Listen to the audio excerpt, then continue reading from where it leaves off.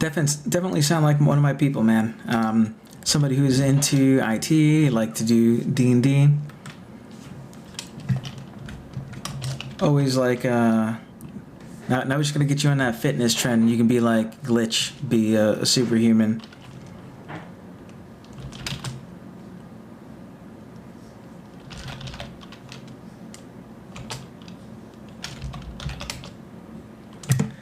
Hey, finally did it. I don't know what I was doing there. So for whatever reason, I was having trouble with my hash. So I just copy pasted, made a new hash, copy pasted it into root, and was able to get my privilege escalation going. So we're our work buddies. Yeah, I follow. Yeah. Did you play Cyberpunk? I was given it as a gift while I was sick, and I just haven't had an opportunity to play it myself. Alright, so the etc password file contains information about user accounts. It is world readable, but only usually writable by the root user. Okay. Historically, the etc password file contains user password hashes. Some versions of Linux will still allow hashes to be stored there. Note that the etc password file is writable. So let's note it. Let's make sure we're noting things. ls tech-l etc password. It is in fact world readable writable. Generate a new password with a password of a choice. Open SSL password. The new password is going to be Gandorf. All right. Now we're going to go ahead, edit the etc file.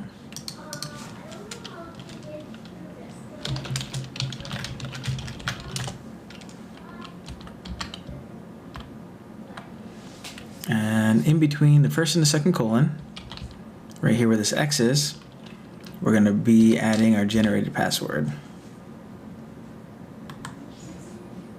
Gandorf.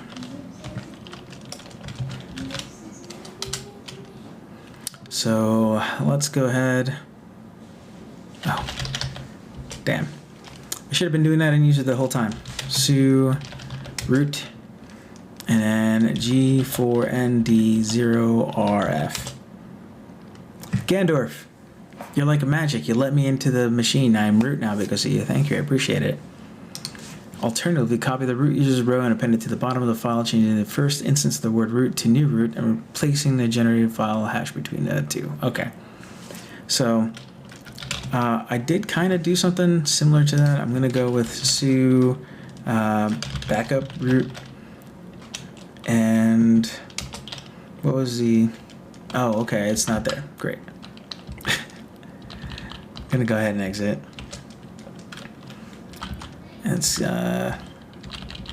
Let's look at that file.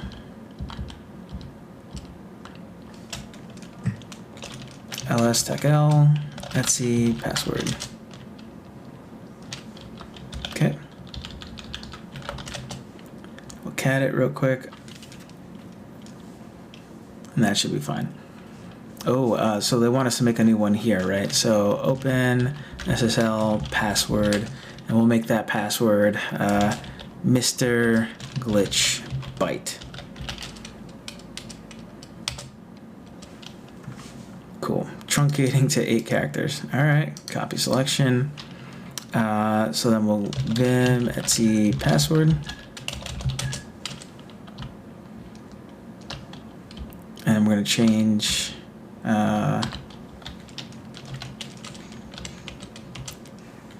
I'm going to paste this into here real quick. I'm going to copy root. And I'm going to paste what we copied here. I'm going to take this information and I'm going to paste it where we have Gandorf as a password.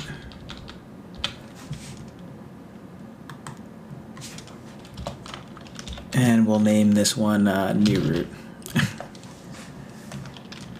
All right. So su new root, and the password is Mr. glitch byte. And we're in. All right, so thanks to Gandorf and Mr. Glitchbyte, we have made it to the next level of rootness. Go ahead and exit out of that.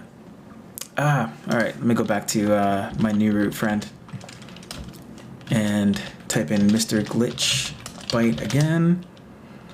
Press ID, and it shows us as root. Fantastic. Bugs, yes, I played a lot of Bethesda games, so that's normal to me. All right, fair enough. Yeah, no, it's mostly just like I haven't had time. I really want to play, so it's something I will need to do in the near future, maybe over this holiday break. Holy Toledo, we've made it through 5 tasks, but I still have 15 or 16 to do. All right, sudo shell escapes. Cool, exit.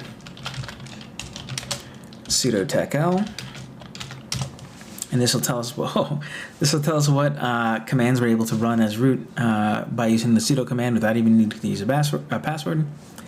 List the programs which sudo allows you to run as run. Visit GTFO bins and search for more program names. This one should already be saved in my favorites.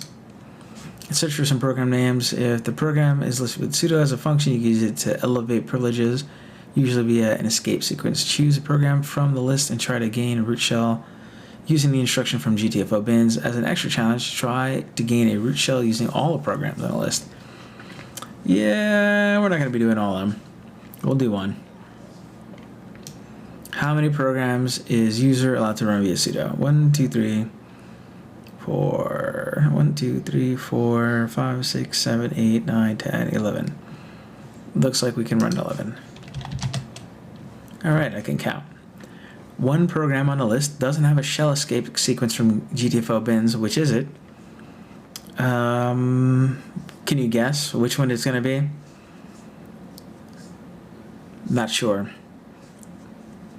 Yeah, that's a huge list, right?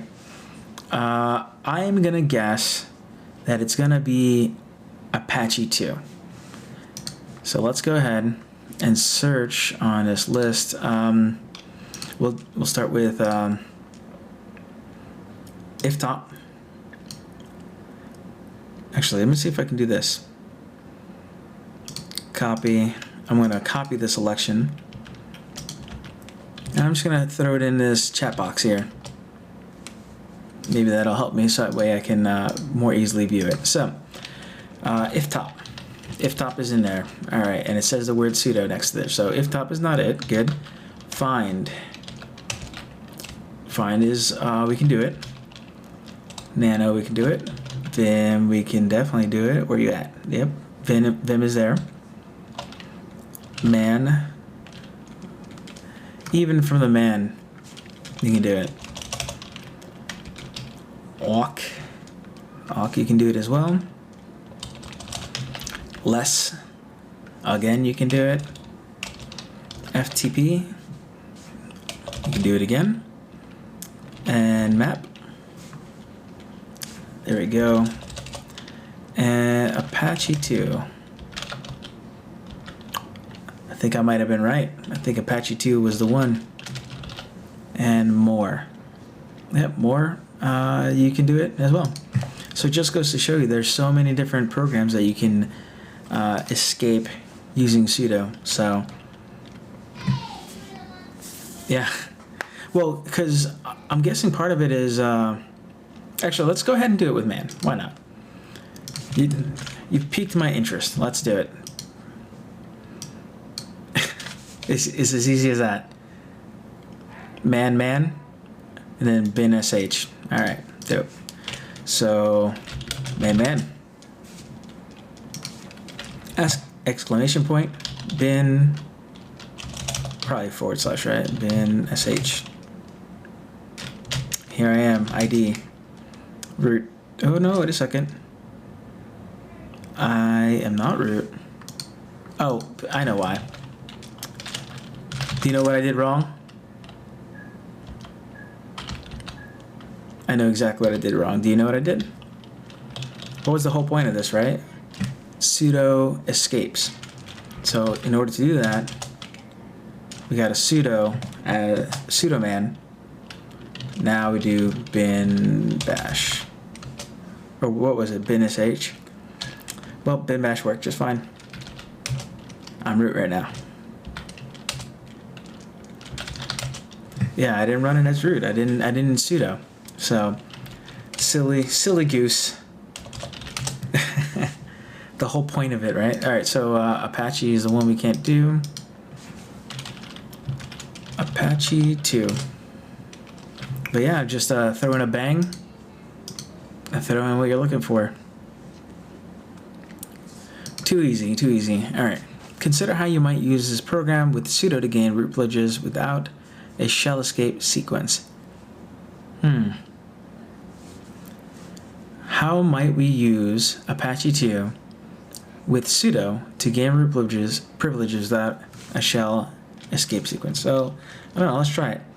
Sudo Apache 2. See what happens. Bad username, Apache run user. What? So when you run Apache 2, has a directory, a file. So define a name for use in. Yeah, sorry about Nightbot there. In my D&D games, I would host. Sometimes it would be like a donation of like however much money for a seat at the game, so that way they can play. And then during like big events, we were able to do like re-rolls for $1 or whatever, and the donations go towards my local children's hospital. I used to play for the Johns Hopkins Children's Center near me. I haven't taken that off yet, so don't worry about that. In the meantime, this looks interesting. So this is maybe starting something? Stopping something? So starting a service. I wonder if we could start like a bin bash or something. All right, so I'm gonna Google copy selection Apache 2 command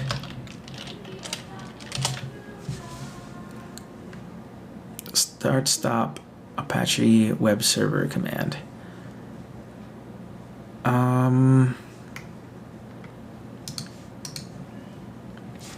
Let's see, sudo Apache 2 start. Let's see if he yells at me.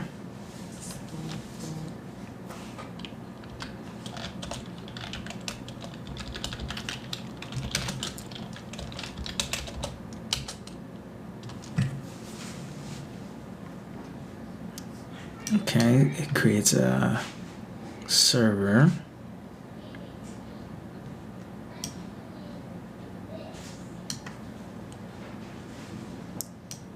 Oh, no, that won't get it. That'll allow me to have files. So if I were to run Apache as root,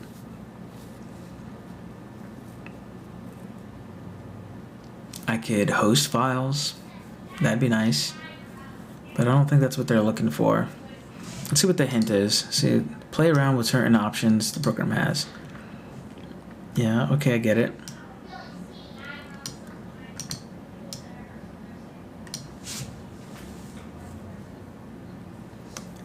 Initial value for the server sets the log level. Don't care about that. Directory.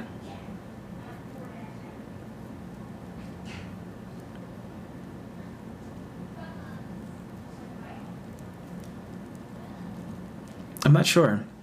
I mean, I'm curious now, so let's Google it.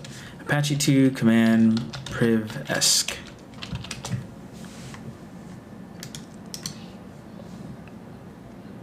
Oh, this is from medium.com. I'm not a fan of medium.com. Let's go to rapid7.com.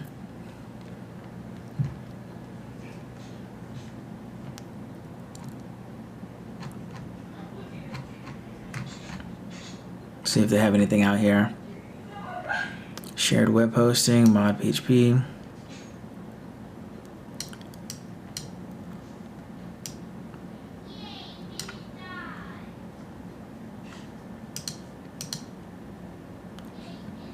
So what is this? 2019-02-11. See what pops up from that. Gotcha. Yeah, I mean, other than that, it's a web server, and that there's like Apache 2 service is a member of data group.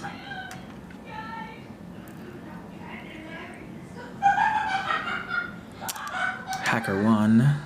Let's take a look at that. The Apache server 2.4 release.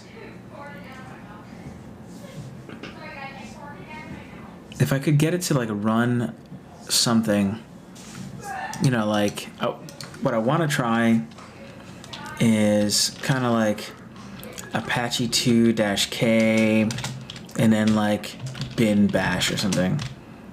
But I don't know if it'd be that -K-D. Cannot open that. That's not a thing. Tech F. That's an alternate config file.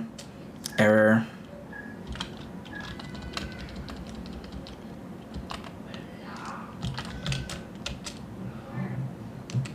That didn't work either. But I feel like we're trying to use Apache to spawn a process, and because Apache will have been run as root, the process that we'd be spawning would be in root. But the question is, how does one do this? References. Let's look at this reference here. Quick cookie notification. Yeah, let's go. Let's do it. How do? Log rotate.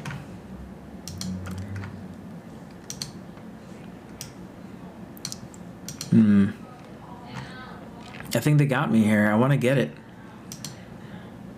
I'm going to beat my head against this forever and ever. Apache 2 PrivEsc.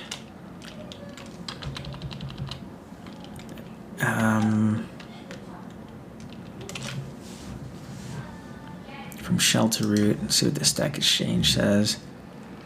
Apache cat doesn't work. Who am I, Apache? Okay.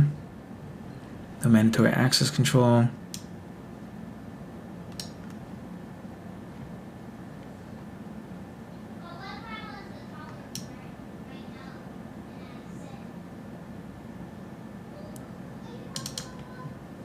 So that's not right either. Oh man, this one's gonna kill me.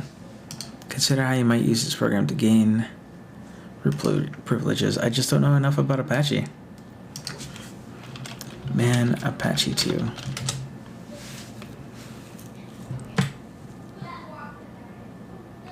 In general, Apache 2 should not be invoked directly, but rather should be invoked via some other thing. The default Debian configuration requires environment variables to be defined. However, Apache can be used to pass that.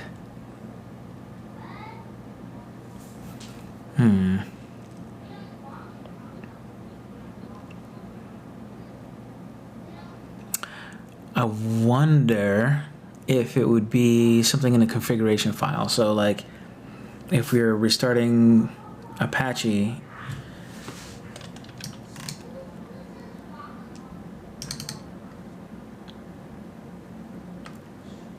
where is Apache's config file?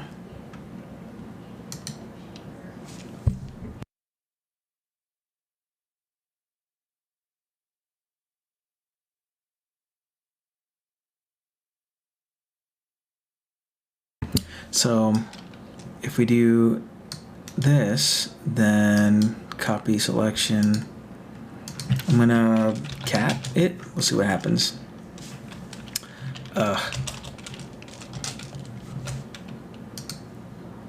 Etsy Apache 2 Apache 2.conf cat Etsy Apache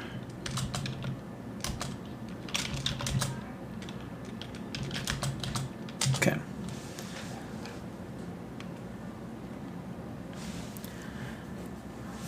So let's see if I can vim that file, and we're loading that file. Like, is it a main server configuration file? Talking about server roots, whatever, cool. Like if it were like a bash file, like then I would try to spawn like a shell. But it seems that's not what's happening here. I'm gonna spend all day on this. This thing is gonna kill me.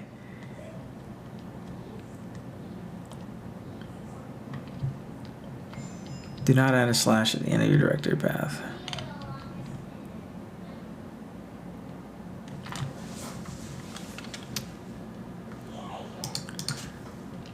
So what if I type Apache to shell escape? That's gotta be it, right? Abusing sudo. And this one is from TryHackMe. I need to practice pronouncing this. This is from TryHackMe's blog. Let's go to Apache. So I think we're right with the configuration file flag. So let's go back. So let's go with Apache. We're going to do that flag, and we're going to read the configuration file. Etc Apache 2 Apache config. It says bad username. Okay. But then if we try etc shadow,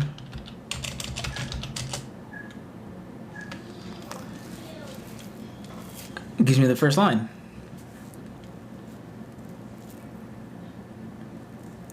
So that would have been actual root if we okay,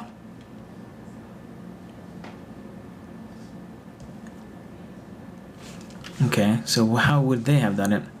Output like that. Yep. Sadly no shell, but you can extract the root shell root hash now. Yep. Dope. Alright, so and then we just go through the same process of cracking the hash, and then, or we haven't done that one in this yet, but we would take this, extract it, crack the hash, and move forward. That was super interesting. I'm gonna go back and open up that, go to this man's blog and save it for later. Like I said, it's important to keep making notes. Looks like they got a bunch of stuff here. Walkthroughs, web attacks, post exploits, all kinds of stuff. Hey, I wonder. This looks awfully familiar here. This looks like exactly like what we had available to us here. Alright. Dope. Well, thank you for hanging out with me while I did that. I'm sure that was like a big pain in the butt. We're already going over an hour here, which is way more than I typically do. I think that's it for now. We're gonna call it task 1 through 6 for now, and then I might have to do a part 2 or a part 3 to keep knocking out tasks. But thank you very much for hanging out with me. It was cool meeting you, Gandorf. Hope you stick around, see each other on the TryHackMe server or whatever. And if you decide to keep studying, man, hit me up and let me know. Thank you to Tiberius for starting this off. They have completed many rooms. They have created buffer overflow, PrivEsc, and Linux Privilege Escalation, and they did a bunch of videos. Yeah, thank you. Again, appreciate it. Shout out to Tiberius. And I'm going to be coming back to this room, I think maybe tomorrow or maybe later on tonight. So watch for the VODs or look for the YouTube link or whatever. So catch you later. Thanks.